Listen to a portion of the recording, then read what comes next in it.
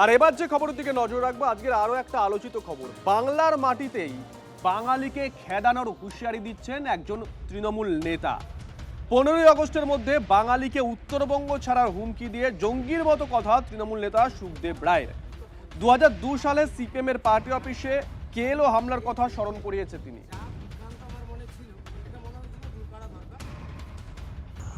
কথা দিছি উত্তরবঙ্গ থাকি বাঙালি মুক্ত করিম এবং ভাটিয়া উত্তরবঙ্গ থাকিয়া খুঁজি খুঁজি বাড়ি করিয়া দক্ষিণবঙ্গ থেকে ভুটান খাই যাচ্ছেন না, বাংলাদেশ থেকে ভুটান খাইছে না, ভুটান খাওয়া বেড়ামো আকু আজকার ডেটও লেখি রাখো। এলাও 1 লাখ বাঙ্কুয়া এবং হালুয়া পেন্টি অর্ডার দেওয়া হয়েছে। 1 লাখ বাঙ্কুয়া হালুয়া পেন্টি অর্ডার দেওয়া হয়েছে এবং সেই বাঙ্কুয়া হালুয়া পেন্টি দিয়া তোমার লাখ পূজা দেওয়া হবে এবং উত্তরবঙ্গ থাকিয়া জলপাইগুড়ি থাকিয়া ধূপগুড়ি থাকিয়া ডাইকুমারি দুড়ামারি নাতুয়া ভান্ডানি সেই ঠাকুরপাট শালবাড়ি থেকে যত ভাটিয়া। রনি আমাদের সঙ্গে রয়েছেন, আমাদের সহকর্মী। রনি, এর পরিচয়টা জানতে চাইবো। 1 নম্বর, 2 নম্বর, কেন এই কথা বললো? পরে কোনো ক্লারিফিকেশন বা কিছু দিয়েছে? তিনি যে দল থেকে বিলং করছেন তার নেতারা এটা নিয়ে মুখ খুলেছেন এখনো? দেখো শুভজিৎ, প্রথমে বলে রাখতে চাইবো, এই যে ব্যক্তি প্রকাশ্যে ভিডিও বার্তা দিয়েছেন তিনি কিন্তু বর্তমানে ধূপগুড়িতে নেই। বিজেপি গভর্নমেন্টে আসার পর এই এলাকা কিন্তু এই নেতা কিন্তু বাড়ি ছেড়ে আশ্রয় নিয়েছেন হচ্ছে ব্যাঙ্গালোরে, যেমনটা আমরা সূত্র মারফত জানতে পারছি। এবং কি কারণে এই ধরনের বার্তা দিয়েছে তা কিন্তু এখনো পরিষ্কার নয়। তবে যেভাবে তিনি হুঁশিয়ারি দিয়েছেন যে বাঙালিকে বাংলা ছাড়া করবেন এবং রীতিমতো নির্দিষ্ট জেলা ধরে ধরে তিনি বলেছেন এবং হুঁশিয়ারি দিয়েছেন যে যদি না হয় তাহলে 2002 সালে ধূপগুড়ি সিপিএম পার্টি অফিসে যেভাবে কেএলও হামলা হয়েছিল সেই ঘটনার কিন্তু পুনরাবৃত্তি হতে পারে এমন একটা ইঙ্গিত দিয়েছেন। অর্থাৎ বিচ্ছিন্নতাবাদী একটা মনোভাব নিয়ে কিন্তু এই ধরনের বক্তব্য পেশ করা, জানিয়ে কিন্তু রীতিমতো বিতর্ক তৈরি হয়েছে। এই বিষয় নিয়ে আমরা তৃণমূল নেতার সাথে কথা বলার চেষ্টা করেছেন, তারা কোনো প্রতিক্রিয়া দিতে চায়নি। তবে এই বিষয় নিয়ে কিন্তু পুলিশ প্রশাসনের তরফে তদন্ত শুরু হয়েছে এবং বিভিন্ন গোয়েন্দা সংস্থা তারাও কিন্তু বিষয়টি নিয়ে খোঁজ খবর নজর থাকবে, নজর রাখো। বললাম কিছুদিন থেকে আপনারা দেখবেন সুখদেব রায় নামে এক ব্যক্তির ছেলে ও ফেসবুকে কিছুদিন থেকে নমসূত্র ওই রাজবংশী আর ভাটিয়া একটা ব্যাপার, যেটা এটা নিয়ে খুব খারাপ মন্তব্য করছে এবং এটাও বলছে যে দক্ষিণ দেশিদের আমি 15 আগস্ট পর্যন্ত টাইম দিলাম, তারপরে লাঠিপেটা করে পেটাবো, উত্তরবঙ্গে দক্ষিণ দেশিদের থাকতে দেবো না আমাদের। ওর মূল কারণ হচ্ছে এরকম করা কারণ হচ্ছে আমরা যে ভালোবাসা নিয়ে আমরা রাজবংশী বা ভাটিয়া যারা আছি, দক্ষিণ দেশি যারা আছি, যে ভালোবাসা সম্প্রীতি নিয়ে আমরা আছি, ও তার মধ্যে ফাটল ধরানোর চেষ্টা করছে, জাতিগত একটা দাঙ্গা লাগানোর চেষ্টা করছে। আর সবথেকে বড় কথা, গোপাল টাকি যে ওই সময় যে জঙ্গি হামলাটা হয়েছিল সিপিআইএমের পার্টি অফিসে, ও তার পুনরাবৃত্তি করার চেষ্টা করছে। আমরা ভয় পাচ্ছি তার পুনরাবৃত্তি যেন না হয়। ওই ধরনেরও বলেছে যে পুনরায় আবার ঘটতে পারে ওইরকম কিছু, সেটা আমরা চাই না যে ওর মতো কোনো ছেলের আর বারবারন্ত বারুক বা কিছু হোক। যার জন্য আমরা প্রশাসনের কাছে আসলাম, আমরা সবাই মিলে কমপ্লেন করলাম, এফআইআর করলাম, আবেদন করলাম ওকে যেন খুব তাড়াতাড়ি গ্রেপ্তার করা হয়। রাজবংশী যে সম্প্রদায় যাচ্ছে, আমরা হচ্ছে রাজার বংশ, ঠিক আছে। আর এই রাজার বংশ কখনোই এই সমস্ত মতবাদে বিশ্বাসী নয়, ঠিক আছে। এরা নিশ্চয়ই কোনো বড় কেউর সঙ্গে জড়িত রয়েছে, ঠিক আছে। যেভাবে এরা আমাদের মধ্যে প্রকাশ্য হুমকি দিচ্ছে এবং সম্প্রীতি নষ্ট করার চেষ্টা করছে, আমি বর্তমান রাজ্য সরকারের কাছে অনুরোধ করব এই সমস্ত কেসকে চিহ্নিতকরণ করে অনতিবিলম্বে আইনানুগ ব্যবস্থা গ্রহণ করে কঠোরতম শাস্তি দেওয়া। আপনারা কি প্রশাসনের দ্বারস্থ হবেন এই ধরনের বিচ্ছিন্নতাবাদী মনোভাবের বিবৃতি? অবশ্যই আমরা যে সকল সনাতনী ধর্মের মানুষ রয়েছি, আমরা ধূপগুড়ি শান্তিপ্রিয় মানুষ, আমরা শান্তিতে বিশ্বাসী, আমরা ওনার বিরুদ্ধে আইনের দ্বারস্থ হব। 2002 সালের 17ই আগস্ট ধূপগুড়ি সিপিএম পার্টি অফিসে জঙ্গি হামলা এবং 5 জন তারা শহীদ হয়। আমরা বুঝতে পারছি না যে কথাগুলি আজকে ভিডিওর মাধ্যমে বলছেন, তাহলে প্রথম কথা হচ্ছে এই ঘটনাগুলোর সাথে বোম ব্লাস্ট থেকে শুরু করে ধূপগুড়ি পার্টি অফিসের যে জঙ্গি হামলা তার সাথে এবং সুভাষ সরকারের মৃত্যু সবটার সাথে কানেক্টেড আছে।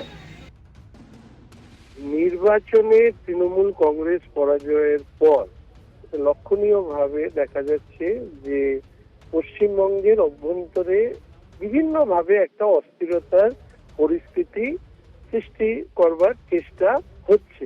রাজ্যে যখন শিল্প বান্ধব পরিস্থিতি তৈরি হচ্ছে, মানুষ যখন এতদিনকার যে বন্দি দশা থেকে মুক্তি পেয়েছে, সেই জায়গায় দাঁড়িয়ে এই ধরনের মন্তব্য আসলে অস্থিরতা তৈরি করবার চেষ্টা। কারণ এই ধরনের মন্তব্যের সাথে না উত্তরবঙ্গের মানুষ, না দক্ষিণবঙ্গের মানুষ বা সমগ্রভাবে পশ্চিমবঙ্গের মানুষ এই ধরনের মন্তব্যকে না কখনো সমর্থন করেছে বা ভবিষ্যতে সমর্থন করবে।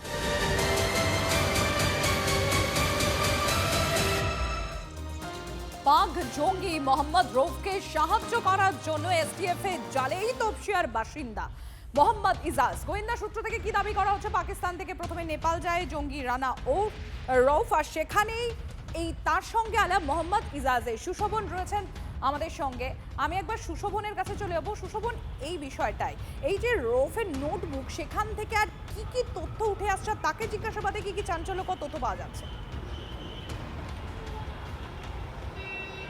দেখো, যে তথ্যগুলো পাওয়া গেছে, গোয়েন্দারা কিন্তু সেই তথ্যের দ্রুত সমাধান করতে চাইছেন। তার কারণ সেখানে ফোর্ট উইলিয়ামের ম্যাপ, ফোর্ট উইলিয়ামের একেবারে বলা যায় যে সমস্ত গোপন তথ্য সেগুলো যেমন পাওয়া গেছে, অন্যদিকে ভারতীয় সেনা, বিএসএফ, তাদের গতিবিধি সেগুলো কিন্তু একেবারে তথ্য পাওয়া গেছে। শুধু তাই নয়, যে ভারতীয় রেলের যে বিভিন্ন গতিবিধি, বিভিন্ন তথ্য সেগুলো পাওয়া গেছে। গোয়েন্দাদের এটাও এখনো পর্যন্ত মনে হচ্ছে, বা গোয়েন্দারা সূত্রভাবে জানতে পেরেছে, যে আইএসআই জঙ্গিদের কিন্তু এই যে রৌফ, সে কিন্তু স্লিপার সেল দিয়ে কিন্তু বিভিন্ন তথ্য সেগুলো এখানের তথ্য পাঠিয়েছে। অর্থাৎ ভারতের বেশ কিছু জায়গায় নাশকতার ছক ছিল, যেটা জঙ্গিদের যেটা গোয়েন্দারা মনে করছে। তুমি যে বিষয়টি তুলে ধরছো, আপনাদের জানিয়ে রাখি, বাংলাদেশ, শ্রীলঙ্কা, নেপালে থাকা পাক গুপ্তচর যারা, তাদেরও তথ্য এই রানার অফের নোটবুকে পাওয়া গিয়েছে। এগুলো কন্টিনিউয়াস হতো, এটা সেফ প্যাসেজ ছিল বাংলাদেশ থেকে যাতায়াত করার। বাংলাদেশ তো জঙ্গিদের ঘাঁটিতে পরিণত হয়েছে, তারা পশ্চিমবঙ্গকে সেফ করিডোর হিসেবে ব্যবহার করত। আগে বাইরের রাজ্যের পুলিশ এসে এগুলো অ্যাকশন নিত, এনআইএ নিত, এসটিএফ কাশ্মীর নিত, এসটিএফ আসাম নিত। পশ্চিমবঙ্গের পুলিশকে করতে দেওয়া হতো না, এরা কম্পিটেন্ট পুলিশ। এখন পশ্চিমবঙ্গ পুলিশকে করতে দেওয়া হচ্ছে, তাই আপনাদের সামনে এগুলো আসছে, এবং এই ক্র্যাকডাউনের কাজ চলবে, কন্টিনিউ চালানো হবে, এবং কঠোরভাবেই এটা চলবে। বাংলা চিরকালই একটা সেফ প্যাসেজ। কেন? বাংলার যে নিচের দিকে যে বঙ্গোপসাগরীয় অঞ্চল, দ্বীপাঞ্চল, এই জায়গায় কিন্তু কোনো প্রহরা নেই। ওই জাহাজ আছে, তারা সবসময় থাকতে পারে না, সেখানে জাহাজ নেই। যেটা কিনা ল্যান্ড এরিয়া, সেখান দিয়ে প্রবেশ করা বা ঢোকা মুশকিল আছে। কিন্তু মানে দ্বীপাঞ্চল যে এলাকাগুলো আছে, যত অনুপ্রবেশ হয় তার বেশিরভাগটা ওখান দিয়েই হয়। ফলে বাংলাদেশ থেকে আসতেও পারে, আমি জানি না কোথেকে আসছে। এদিকে 31শে জুলাইয়ের পর 12ই আগস্ট, 2 সপ্তাহের ব্যবধানে আরও 2 জন জঙ্গি গ্রেপ্তার এই রাজ্য থেকে। নিশ্চয়ই মনে আছে আপনাদের, 31 তারিখ মানে 31শে জুলাই বর্ধমান থেকে গ্রেপ্তার করা হয়েছিল হামিমকে। তার পরের দিন তার বান্ধবীকে ঝাড়খণ্ড থেকে গ্রেপ্তার করা হয়, তার এক সহযোগী তাকে হাওড়া থেকে গ্রেপ্তার করা হয়, আর এবার একজনকে গ্রেপ্তার করা হলো হাবড়া থেকে, তার সহযোগীকে গ্রেপ্তার করা হলো তপসিয়া থেকে। দীপঙ্কর, দিনের শেষে কি আপডেট? দেখো, এখনো পর্যন্ত এফআইআর থেকে যে তথ্য পাওয়া যাচ্ছে, যেমনটা সুশোভন বলছিল, যে এই ফোর্ট উইলিয়ামের ম্যাপ কেন তাদের কাছে ছিল, এফআইআরে একদম স্পষ্ট করে উল্লেখ করা রয়েছে ফোর্ট উইলিয়ামের ম্যাপ ছিল এই পাক জঙ্গিদের কাছে, এবং তার সঙ্গে বিএসএফের মুভমেন্ট, রেলওয়েজের বিভিন্ন স্টেশনের ছবি, এবং এই সমস্ত তথ্য বিভিন্ন হোয়াটসঅ্যাপ নাম্বার পাওয়া গেছে, যে সমস্ত নাম্বারে কিছু নাম্বার দেশের, কিছু নাম্বার শ্রীলঙ্কা, কিছু নাম্বার পাকিস্তান, কিছু বাংলাদেশের, নেপালের, এই সমস্ত নাম্বারে পাঠানো হয়েছে। অনেকটা নাকি ডিলিট করে দিয়েছে, কিন্তু তবুও যে জায়গাগুলোতে পেয়েছে, কেন, কি উদ্দেশ্যে ফোর্ট উইলিয়ামের মতো জায়গার ছবি পাঠাবে, বিএসএফ এর মুভমেন্টের ছবি পাঠাবে, এটাই এখন গোয়েন্দাদের কাছে সব থেকে বড় প্রশ্ন। তারা সেই জায়গাতেই পৌঁছাতে চাইছেন। 14 দিনের পুলিশি হেফাজত চেয়েছিলেন, 14 দিনের পুলিশি হেফাজতে আদালত গ্রান্ট করেছে, এবং তার মধ্যেই গোয়েন্দারা এই তথ্য জানার চেষ্টা করবেন যে এর প্রকৃত উদ্দেশ্য কি। আমরা যতটুকু জানতে পাচ্ছি যে এই রানা রৌফ, তার কাজ ছিল মূলত বিভিন্ন পয়েন্টে স্লিপার সেল রাখা বা ম্যান তৈরি করা। বনগাঁর দিকে যাচ্ছিল গতকাল রাত্রির বেলা, সেই সময় গোপন সূত্রে সূত্রে খবর পেয়ে চোংদা মোড়ের কাছে তাকে আটকায় এবং তারপর এসটিএফ তাকে গ্রেপ্তার করে। এর সঙ্গে মোহাম্মদ আজিজ নজর থাকবে, নজর রাখো। অনুপ্রবেশকারীদের চাকে ঢিল এসআইআর, জাল নথি তৈরি করে এই কলকাতায় ঘাঁটি গাড়ার চেষ্টা, বানচাল করলো এসআইআর। তপসিয়ার বাসিন্দা মোহাম্মদ ইজাজের ঠিকানা ব্যবহার করে জাল নথি, আর এসআইআর হতেই ধরা পড়ার ভয়ে ফেরার, হাবড়ায় গ্রেফতার। গোয়েন্দা সূত্র মারফত খবর পাওয়া যাচ্ছে 2012 থেকে কলকাতায় আসা যাওয়া এই পাক জঙ্গি রানার রফের ইজাজকে দাদা হিসেবে পরিচয় দিয়ে তপসিয়ার যে ঠিকানা ইজাজের, সেই ঠিকানায় আধার ও ভোটার কার্ড তৈরি করে সে।